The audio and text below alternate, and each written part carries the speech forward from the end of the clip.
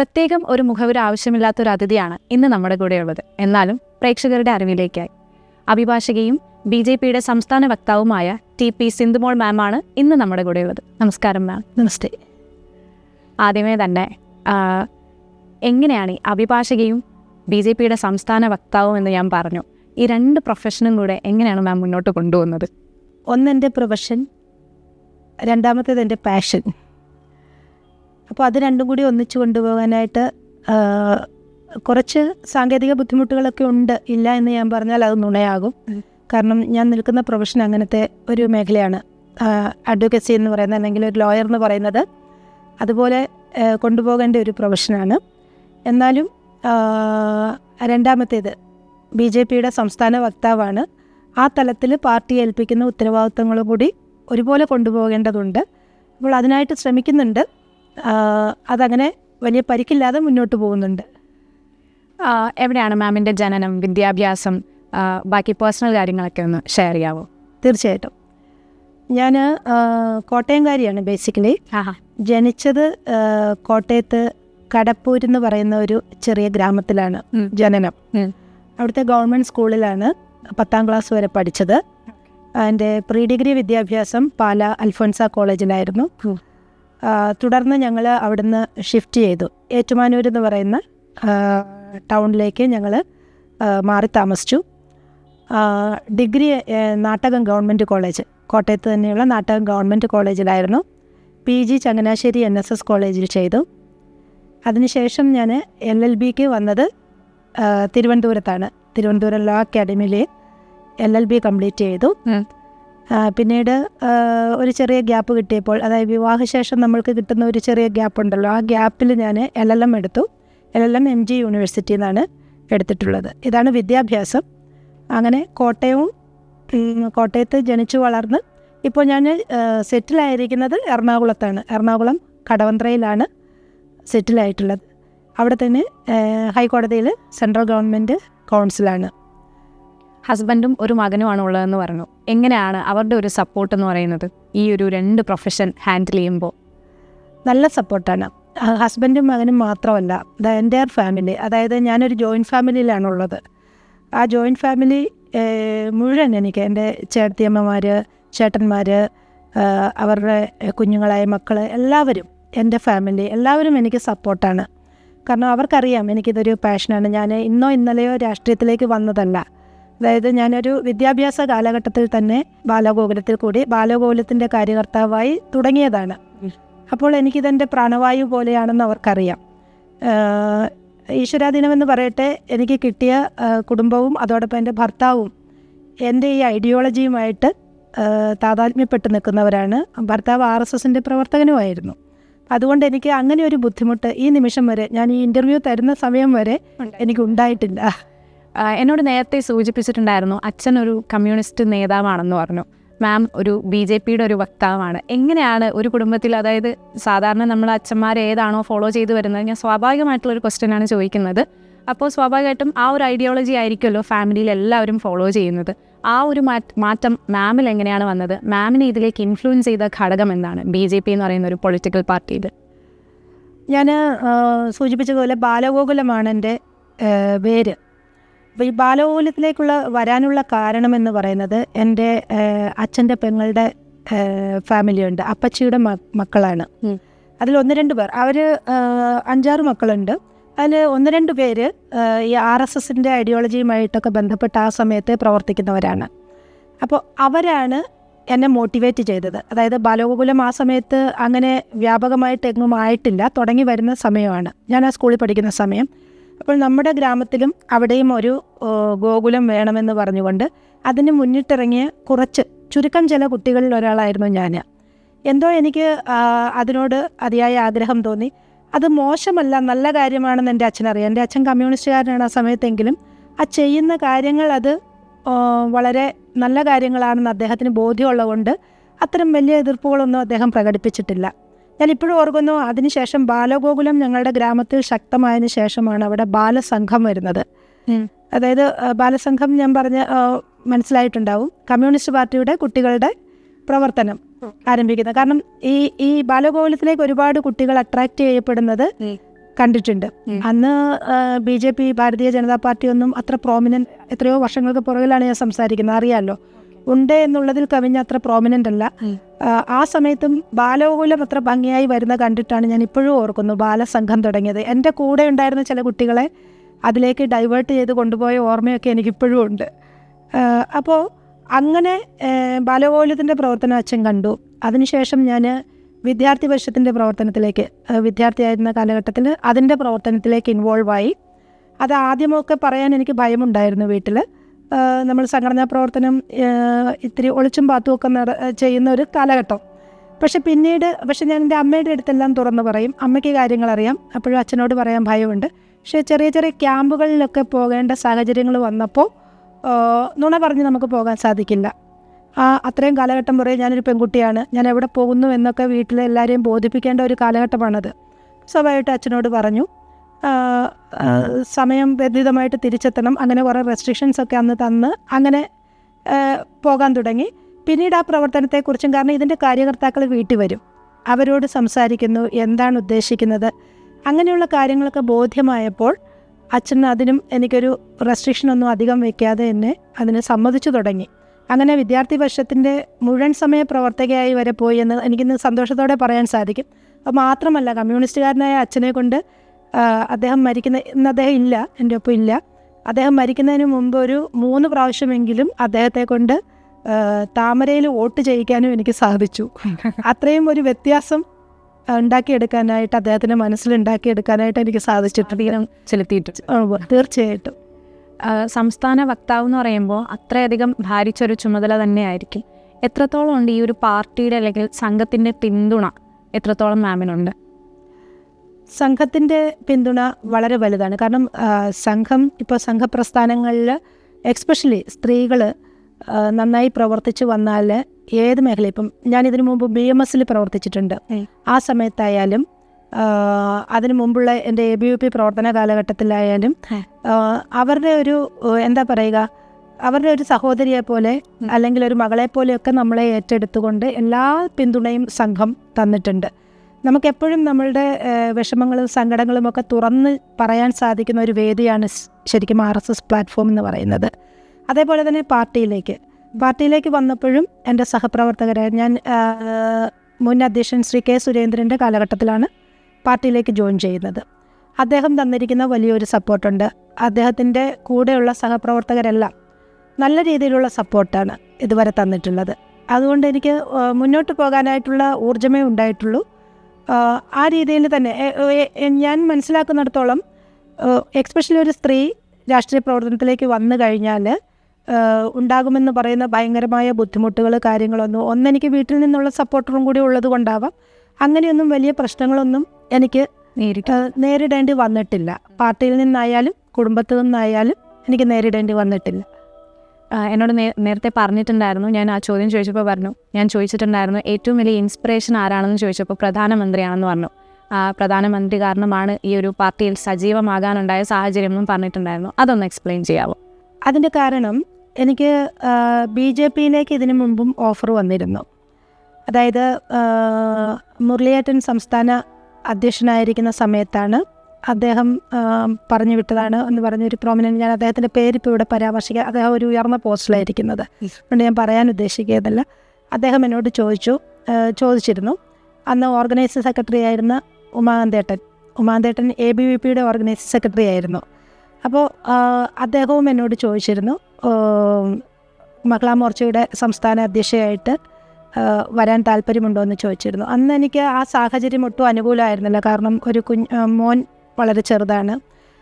അപ്പോൾ അത്തരം കാര്യങ്ങളൊക്കെ ഉള്ളത് കൊണ്ട് അതിനെ ശ്രദ്ധിക്കണം. കാരണം ഇതൊരു മുഴുവൻ സമയ പ്രവർത്തകയെ പോലെ ചെയ്യേണ്ട കാര്യമാണ്. അപ്പോൾ ആ ഒരു കാരണം കൊണ്ട് ഞാൻ തൽക്കാലം രാഷ്ട്രീയത്തിലേക്കില്ല എന്ന് പറഞ്ഞിരുന്നു. പിന്നീടാണ് ശ്രീ സുരേന്ദ്രജി BMSൻ്റെ ഓർഗനൈസിംഗ് സെക്രട്ടറിയാണ്. അദ്ദേഹം ABVPയുടെ സഹസംഘടനാ കാര്യദർശിയായിരുന്ന കാലഘട്ടത്തിൽ കേരളത്തിൽ പ്രവർത്തിച്ച നല്ല പരിചയമാണ്.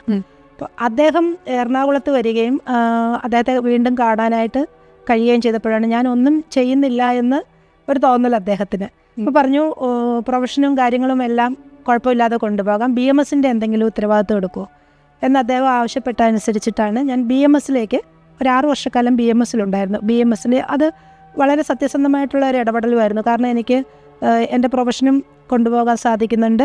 BMSൻ്റെ അത്യാവശ്യം ഏൽപ്പിച്ചു തന്ന ഉത്തരവാദിത്തങ്ങൾ യൂണിയനുകളായിട്ടാണല്ലോ പ്രവർത്തിക്കുന്നത്. 1-2 യൂണിയൻ്റെ ഉത്തരവാദിത്തം നമ്മളെ ഏൽപ്പിച്ചു. അത് ഭംഗിയായിട്ട് ചെയ്തു കൊണ്ടുപോകാനായിട്ടുള്ള സമയവും എനിക്ക് കിട്ടിയിരുന്നു. അവിടെ നിന്ന് ഇങ്ങോട്ട് ഒരു മാറ്റം, രാഷ്ട്രീയം ഞാൻ നിരന്തരം നിരീക്ഷിക്കുന്ന ആളാണ്. രാഷ്ട്രീയത്തെ ഇഷ്ടമല്ലാഞ്ഞിട്ടല്ല വരാതിരുന്നത്, അന്നത്തെ എൻ്റെ സാഹചര്യം കൊണ്ടാണ് വരാതിരുന്നത്. പക്ഷേ 2014 തൊട്ട് ഇങ്ങോട്ട് മോദിജി വന്നതിന് ശേഷമുള്ള ഒരു മാറ്റം, രാജ്യത്ത് മൊത്തം ഉണ്ടാകുന്ന മാറ്റം, അത് വളരെ സന്തോഷത്തോടെ ഞാൻ നോക്കിക്കാണുകയായിരുന്നു. കാരണം ഒരിക്കലും അധികാരത്തിൽ വരില്ല എന്ന് പറഞ്ഞുകൊണ്ടിരുന്ന ഒരു പാർട്ടി കേവല ഭൂരിപക്ഷവും കടന്ന് അധികാരത്തിലെത്തി. നമ്മൾ ആഗ്രഹിക്കുന്ന രീതിയിലുള്ള, നമ്മുടെ മനസ്സിലൊക്കെയുള്ള രീതിയിലുള്ള വികസനങ്ങൾ, മറ്റു കാര്യങ്ങളെല്ലാം പറഞ്ഞ വാക്ക് പാലിക്കുന്ന ഒരു പ്രധാനമന്ത്രി ആയി അദ്ദേഹം മാറിക്കൊണ്ടിരിക്കുന്നു. അദ്ദേഹം ശരിക്കും ഒരു റോൾ മോഡലായി എൻ്റെ മനസ്സിൽ അതങ്ങനെ പതിഞ്ഞിരുന്നു. അങ്ങനെ ഇരിക്കുമ്പോഴാണ് ശ്രീ കെ സുരേന്ദ്രൻ സംസ്ഥാന അധ്യക്ഷനാകുമ്പോൾ 2019 BMSൽ നിന്ന് തന്നെ അതിൻ്റെ ഓർഗനൈസ് സെക്രട്ടറി ആയിട്ടുള്ള CV രാജേഷ് അദ്ദേഹത്തിന് ഒരു ഡയറക്ഷൻ കിട്ടി. BJPയിലേക്ക് അവരെ സംഘടനാ പ്രവർത്തനത്തിന് വേണ്ടി നിയോഗിക്കാൻ അവർക്ക് താല്പര്യമുണ്ടെങ്കിൽ അതിലേക്ക് വിടൂ എന്ന് പറഞ്ഞ് അങ്ങനെ അദ്ദേഹം എന്നോട് സംസാരിച്ചു. അതിൻ്റെ അടിസ്ഥാനത്തിലാണ്. കാരണം അപ്പോൾ എനിക്ക് ഇതെല്ലാം കണ്ട് ഞാൻ പറഞ്ഞല്ലോ, വളരെ സന്തോഷത്തോടെ ഇതിൽ ആകൃഷ്ടയായിരിക്കുന്ന സമയമാണ്. പിന്നെ എനിക്ക് വേറൊന്നും ചിന്തിക്കേണ്ടി വന്നില്ല, ഞാൻ തയ്യാറാണെന്ന് പറഞ്ഞുകൊണ്ട് നേരെ BJPയിലേക്ക് വരികയാണ് ചെയ്തത്. സംസ്ഥാന വക്താവ് എന്ന് പറയുമ്പോൾ ഒരു മുഴുവൻ സമയം പ്രവർത്തനമാണെന്ന് പറഞ്ഞു. ഈ ഒരു പ്രവർത്തനം എന്തൊക്കെയാണ് അതിൽ വരുന്നത് എന്നൊന്ന് പറയാമോ? സംസ്ഥാന വക്താവ് എന്ന് പറയുന്ന പോസ്റ്റ് അറിയാലോ, ഒഫീഷ്യൽ സ്പോക്ക് പേഴ്സൺ എന്ന് പറയുമ്പം പാർട്ടിയെക്കുറിച്ച്, പാർട്ടി പറയേണ്ട കാര്യങ്ങൾ അത് നമ്മൾ മീഡിയയുടെ മുന്നിൽ പ്രസൻറ്റ് ചെയ്യുക എന്നുള്ളതാണ് പ്രധാനപ്പെട്ട ആ പോസ്റ്റിൻ്റെ ഉത്തരവാദിത്വം. പക്ഷേ ഒരു സംസ്ഥാന ഭാരവാഹി എന്നുള്ള നിലയിൽ അതിലും വലിയ ഉത്തരവാദിത്വങ്ങൾ വെറുതെ ഇരിക്കാനുള്ള സമയം നമ്മൾക്ക് തന്നിട്ടില്ല. അതായത് ഇങ്ങോട്ട് ഞാനീ പ്രവർത്തിച്ച ഈ കാലയളവിലെല്ലാം ഞാൻ കാണുന്നത് നിരന്തരം പാർട്ടിക്ക് പണിയെടുത്തേ മതിയാവൂ. എല്ലാ ദിവസവും അവസാനിക്കുമില്ല. ഇല്ല. അപ്പോൾ നമ്മൾക്ക് ചുമതലകൾ തരികയാണ്. ഞാൻ തൃശ്ശൂർ ജില്ലയുടെ സഹപ്രഭാരിയായിട്ട് പ്രവർത്തിച്ചിട്ടുണ്ട്. കോട്ടയം ലോകസഭാ മണ്ഡലത്തിൻ്റെ ഇൻചാർജായിട്ട് നിയോഗിച്ചിരുന്നു. പിന്നീട് എറണാകുളത്ത് ലോക്സഭാ ഇലക്ഷന് അവിടെ പ്രവർത്തിക്കാനായിട്ടുള്ള, അങ്ങനെ നമ്മൾക്ക് ചാർജുകൾ തന്നുകൊണ്ടേയിരിക്കും.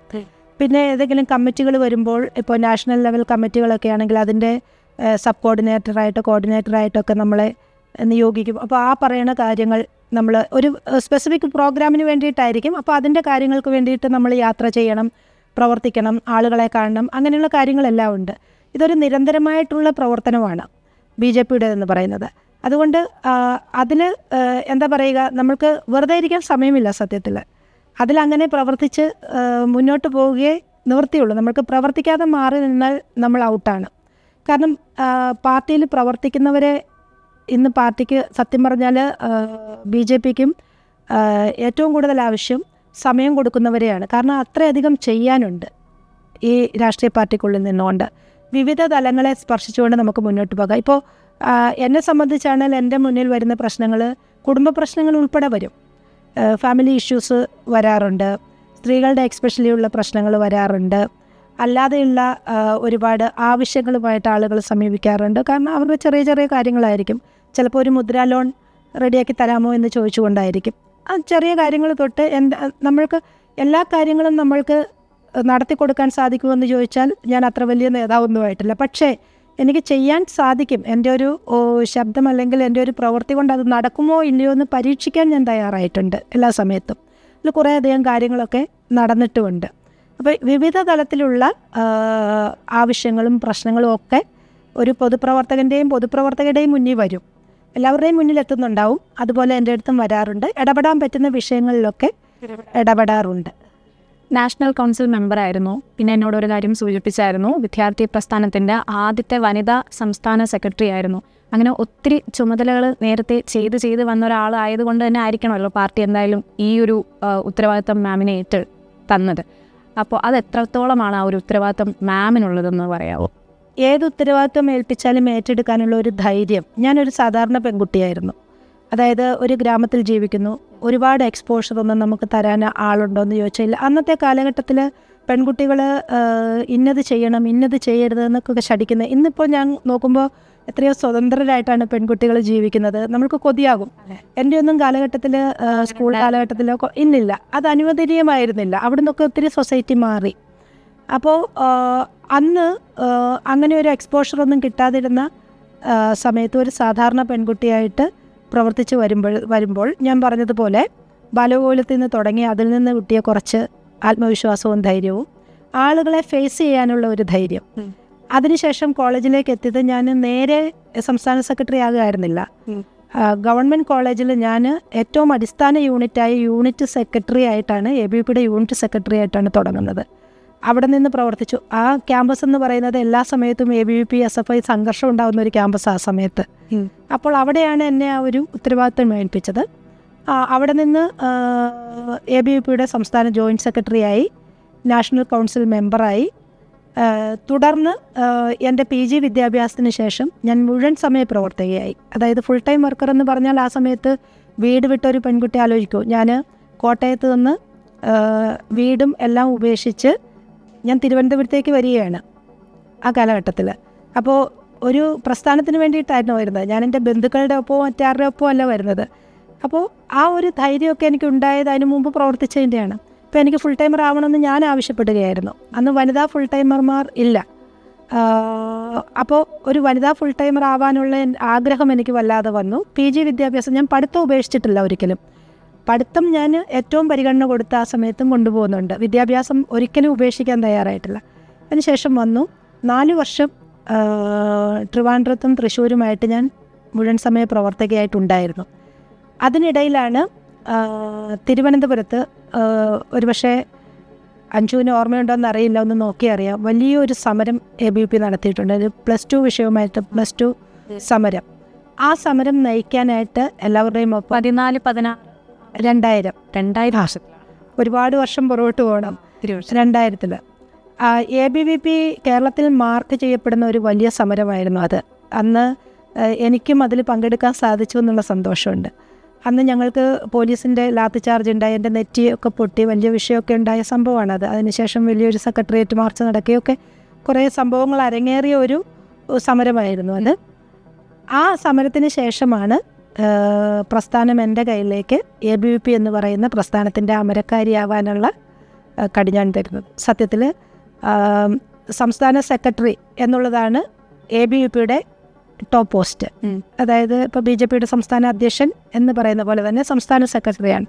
അപ്പോൾ ആ സംസ്ഥാന സെക്രട്ടറിയായ ആദ്യ വനിതയാണ് ഞാൻ. അതായത് വേറൊരു വിദ്യാർത്ഥി പ്രസ്ഥാനത്തിനും ആ അമരത്തേക്ക് ഒരു പെൺകുട്ടിയെ കൊണ്ടുവരാനായിട്ട് സാധിച്ചിട്ടില്ല. പക്ഷേ ABVP അത് ചെയ്തു.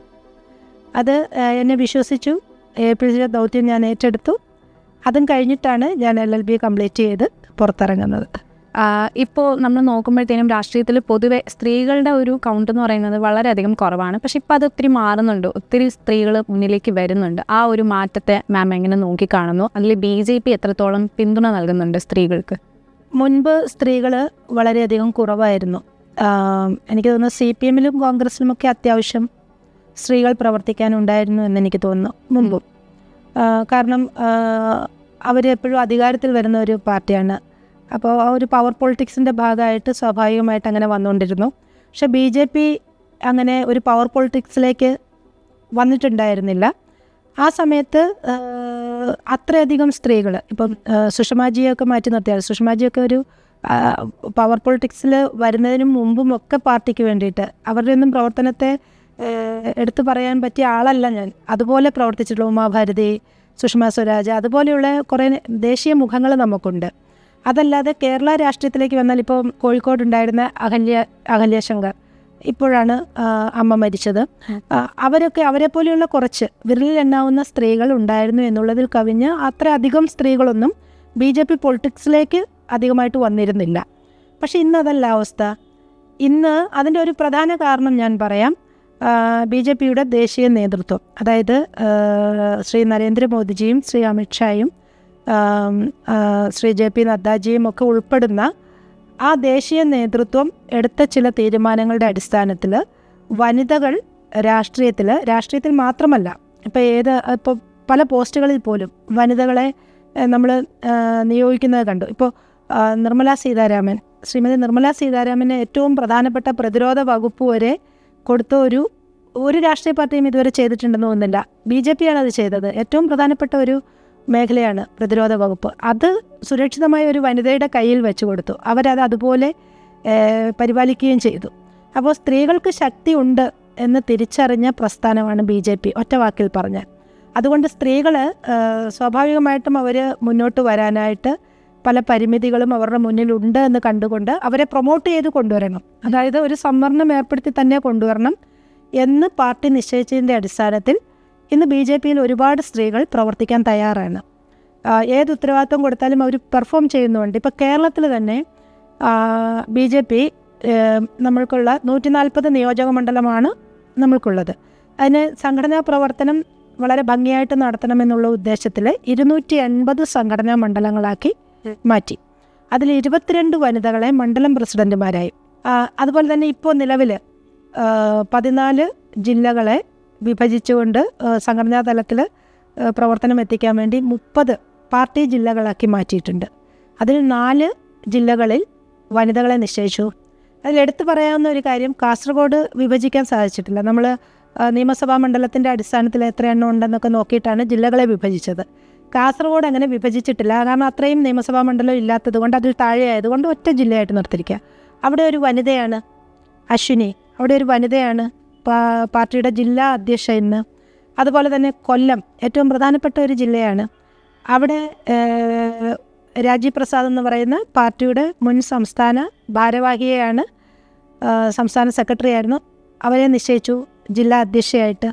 മഹിളാ മോർച്ചയുടെ സംസ്ഥാന അധ്യക്ഷയായിരുന്ന നിവേദിത സുബ്രഹ്മണ്യത്തിന് ഗുരുവായൂർ ജില്ലയുടെ ഉത്തരവാദിത്തം ഏൽപ്പിച്ചു കൊടുത്തിരിക്കുകയാണ്. അപ്പോൾ അതുപോലെ തന്നെ ഒരാളൂടെ ഉണ്ട്. അങ്ങനെ 4 വനിതകൾ. ദീപ പുഴയ്ക്കൽ മലപ്പുറത്ത്, ദീപ പുഴയ്ക്കൽ മഹിളാ മോർച്ചയുടെ ഉത്തരവാദിത്തത്തിലുണ്ടായിരുന്ന വനിതയാണ്. അവർക്ക് അവിടെ ഒരു ജില്ല നിശ്ചയിച്ച്, സംഘടനാ അടിസ്ഥാനത്തിലുള്ള ജില്ല നിശ്ചയിച്ച് അവരെ അതിൻ്റെ ജില്ലാ അധ്യക്ഷയാക്കിയിരിക്കുകയാണ്. ഇപ്പോൾ പാർട്ടി എല്ലാ തലത്തിലും ഒരു ഉദാഹരണം കാണിച്ചു കൊടുക്കുകയാണ്. ഇത് മറ്റുള്ള രാഷ്ട്രീയ പാർട്ടികൾക്കും, ഞാൻ ആഗ്രഹിക്കുന്ന അതാണ്, മറ്റുള്ള രാഷ്ട്രീയ പാർട്ടികളും ഇതൊക്കെ പ്രചോദനമാക്കാം. നല്ലതിനെ എന്തിനെ സ്വീകരിക്കാമല്ലോ. ഏതു രാഷ്ട്രീയ പാർട്ടിയിലായാലും നല്ല കാര്യങ്ങൾ, നല്ല പ്രവണതകൾ കണ്ടാൽ അത് അങ്ങോട്ടും ഇങ്ങോട്ടും സ്വീകരിക്കുന്നതിൽ തെറ്റുണ്ടെന്ന് വിചാരിക്കുന്ന ആളല്ല എന്നാണ് ഞാൻ. ഇപ്പോൾ BJPയിൽ ഇങ്ങനെ വനിതകൾക്ക് കൊടുക്കുന്ന അക്കോമഡേഷനും കാര്യങ്ങളുമൊക്കെ മറ്റുള്ളവർക്കും സ്വീകരിക്കാവുന്നതാണ്. അതൊരു നല്ല എന്താ പറയുക, ഒരു മാതൃകയാക്കാവുന്ന കാര്യമാണ്. ഇപ്പോൾ എനിക്ക് വിഷമം തോന്നി, ഈ കഴിഞ്ഞ ദിവസം ഞാൻ കണ്ടു ശ്രീമതി ടീച്ചറെ മീറ്റിങ്ങുകളിൽ നിന്നും വിലക്കിയിരിക്കുന്നു എന്നൊക്കെ പറഞ്ഞൊരു വാർത്ത വരുന്നത് കണ്ടു. സത്യത്തിൽ ഞാൻ CPMൻ്റെ ആരുമല്ല, CPMൻ്റെ വക്താവുമല്ല. പക്ഷേ എനിക്കൊരു വിഷമം തോന്നി. എന്താണെന്ന് വെച്ചാൽ ശ്രീമതി ടീച്ചർ എത്രയോ കാലങ്ങളായിട്ട് CPMൻ്റെ മുഖമാണ് അല്ലേ. അപ്പോൾ അവരുടെ ഇൻറ്റേർണൽ കാര്യങ്ങൾ എനിക്കറിയില്ല, മീറ്റിങ്ങിൽ ആരൊക്കെ വേണം വേണ്ട എന്നൊന്നും എനിക്കറിയില്ല. എന്നാലും അതൊരു ന്യൂസ് ആക്കണമായിരുന്നു എന്നെനിക്ക് തോന്നി. കാരണം അവരത്രയും വലിയൊരു സ്ത്രീ ആയിട്ടാണ് കമ്മ്യൂണിസ്റ്റ് പാർട്ടിയിൽ നമ്മൾ കണ്ടിട്ടുള്ളത്. അപ്പോൾ അവരെ ഒഴിവാക്കുന്നു എന്ന് കാണുമ്പോൾ അത് സമൂഹത്തിന് കൊടുക്കുന്ന മെസ്സേജ് എന്താണ്, പ്രത്യേകിച്ചും സ്ത്രീകൾക്ക് കൊടുക്കുന്ന മെസ്സേജ് എന്താണ്? പിന്നെ കുറച്ചും കൂടി ഞാൻ മനസ്സിലാക്കുന്നത്, പൊളിറ്റിക്സ്, അധികാരവും നീതിബോധവും രണ്ടും കൂടി ചേരേണ്ടതാണ് രാഷ്ട്രീയം എന്ന് ഞാൻ വിശ്വസിക്കുന്നു. അപ്പം സ്ത്രീക്ക് അധികാരവും വേണം, അതോടൊപ്പം അവൾക്ക് കുറച്ച് നീതിബോധം കൂടുതലായിരിക്കുമെന്നാണ് ഞാൻ ചിന്തിക്കുന്നത്. അപ്പോൾ അത് രണ്ടും ഒരു സ്ത്രീയിൽ, ഒരു പുരുഷനിലുള്ളതിനേക്കാൾ കൂടുതൽ ഉണ്ട് എന്ന് വിശ്വസിക്കുന്ന ആളാണ് ഞാൻ. അതുകൊണ്ട് സ്ത്രീ മാറ്റി നിർത്തപ്പെടേണ്ടവളല്ല, അവൾ ഫോർ ഫ്രണ്ടിൽ വന്ന് തന്നെ രാഷ്ട്രീയത്തിൽ പ്രവർത്തിക്കേണ്ടവളാണ്. അപ്പോൾ ആ ഒരു ചിന്താധാര തന്നെയാണ് BJPയുടെ ദേശീയ നേതൃത്വം മുന്നോട്ട് വെച്ചിട്ടുള്ളതും. അതനുസരിച്ചാണ് ഇപ്പോൾ എല്ലാ സംസ്ഥാനങ്ങളിലും BJP ഭാരവാഹികളെ നിശ്ചയിക്കുന്നതും. സ്ത്രീകൾ വേണം എന്നുള്ളത് നിർബന്ധമാണ്. മാമിൻ്റെ കാഴ്ചപ്പാടിൽ ഇപ്പം മറ്റ് പാർട്ടികളിൽ നിന്നും BJP വേറിട്ട് നിൽക്കുന്ന പ്രവർത്തനങ്ങളൊന്ന്, അല്ലെങ്കിൽ BJPയുടെ ഒരു ഐഡിയോളജി ഒന്ന് സിമ്പിൾ രീതിയിൽ ഒന്ന് എക്സ്പ്ലെയിൻ ചെയ്യാവോ? BJP ഒരിക്കലും രാജ്യത്തിനെതിരായിട്ട് പ്രവർത്തിക്കുന്ന പ്രസ്ഥാനമല്ല, അതാണ് ഒന്നാമത്. അങ്ങനെ ഒരു കാഴ്ചപ്പാട് പൊതുവിലെ തീർച്ചയായിട്ടും. കാരണം അത് ആ ഒരു ഐഡിയോളജി എന്ന് പറയുന്നത്, അപ്പോൾ BJPയുടെ ഐഡിയോളജി ഏകാത്മവും മാനവദർശനമാണ്. ഞാൻ അതിൻ്റെ വലിയ ഡീറ്റെയിൽസിലേക്ക് ഞാനിപ്പോൾ പോകാൻ ആഗ്രഹിക്കുന്നില്ല, ഒറ്റ വാക്കിൽ പറയാം. ഏകാത്മ മാനവദർശനമാണ്. അതായത് സർവ്വചരാചരങ്ങളെയും സകലതിനെയും ഒരേപോലെ കാണാനുള്ള മനസ്സുള്ളവരായിട്ട് മാറണമെന്നാണ് BJP പഠിപ്പിക്കുന്നത്. ആ ആദർശത്തിൽ നിന്ന് പ്രവർത്തിക്കുമ്പോൾ BJPക്ക് ആദ്യം BJP നേഷൻ ഫസ്റ്റ്, രാഷ്ട്രം ഒന്നാമത്, അത് കഴിഞ്ഞിട്ടേ ബാക്കി എന്തുമുള്ളൂ. അത് കഴിഞ്ഞു കഴിഞ്ഞാൽ രാജ്യത്തിനകത്തുള്ള എല്ലാവരും ബി ജെ പിക്ക് ഒരുപോലെയാണ്. അവിടെ ജാതിയോ മതമോ വർഗമോ വർണ്ണമോ ഒന്നും ബി ജെ പിയുടെ മുന്നിലില്ല. അത് എപ്പോഴും ബി ജെ പിയെ ഈ ഒരു തുരുത്തിൽ നിർത്താൻ വേണ്ടിയിട്ട് കുറേ കാലഘട്ടങ്ങളായിട്ട് ഈ RSS വർഗീയ പാർട്ടി, അതിൻ്റെ ഭാഗമായിട്ടിരിക്കുന്ന BJP വർഗീയ പാർട്ടി, എല്ലാം വർഗീയ പാർട്ടി എന്നുള്ള ലേബലിലാണ് പറഞ്ഞുകൊണ്ടിരിക്കുന്നത്.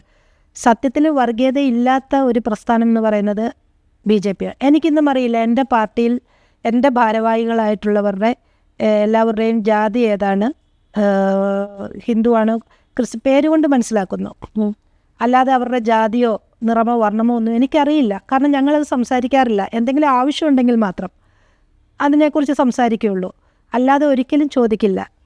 ഇത് തന്നെയാണ് ഞാൻ പഠിച്ചു വന്നിട്ടുള്ള സംഘപ്രസ്ഥാനത്തിലെല്ലാം. അടുത്തിരിക്കുന്നവൻ്റെ ജാതിയോ മതമോ RSSകാരൻ ചോദിക്കാറില്ല. അതാണല്ലോ ഗാന്ധിജി പറഞ്ഞത്. ഞാൻ RSSനെ മനസ്സിലാക്കിയത് ഇപ്പോഴാണെന്ന് ഗാന്ധിജി പറഞ്ഞല്ലോ. അദ്ദേഹം ഒരു ക്യാമ്പിൽ വന്നു, സംഘത്തിൻ്റെ ITC ക്യാമ്പിൽ വന്ന് സന്ദർശിച്ചപ്പോഴാണ് അദ്ദേഹത്തിന് മനസ്സിലായത് എല്ലാവരും ഒന്നിച്ചിരിക്കുന്നു, ആർക്കും പരസ്പരം അവൻ ഏത് ജാതിയാണ്, അവൻ ഏത് മതമാണ് അറിയില്ല. ഗാന്ധിജി അത്ഭുതപ്പെട്ട് അദ്ദേഹം സംഘത്തെക്കുറിച്ച് പറഞ്ഞിട്ടുണ്ടത്. അപ്പോൾ അതാണ് മറ്റൊരു പ്രധാന സവിശേഷത. നമ്മൾക്ക് ജാതിയില്ല, മതമില്ല, മനുഷ്യത്വം, സ്നേഹം, ഇതിനെല്ലാം ഉപരി രാഷ്ട്രമാണ് ഒന്നാമത്.